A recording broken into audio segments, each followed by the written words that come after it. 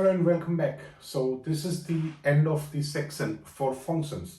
So in this section, we've reviewed what is serverless, right? So quickly recap, serverless is something where you don't have to worry about the physical infrastructure that's behind the scenes, right? You just focus on writing the business logic in the code, right? And then host it in a serverless platform.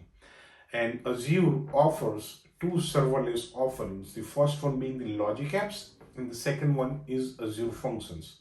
And in this section, we focused on Azure Functions, right?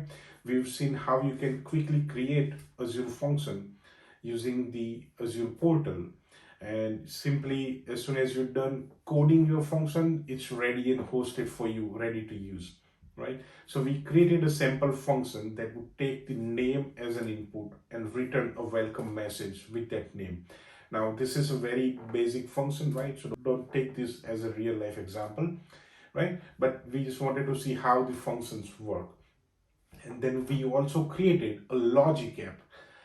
We used one of the existing logic apps that we created earlier, and then we called this function from the logic app, right?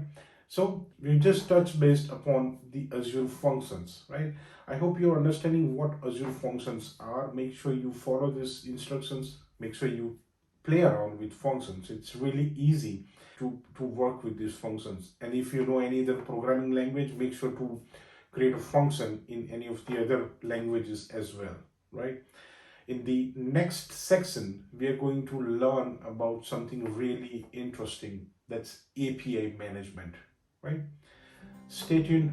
I'll see you in the next one. Thank you very much for sticking around.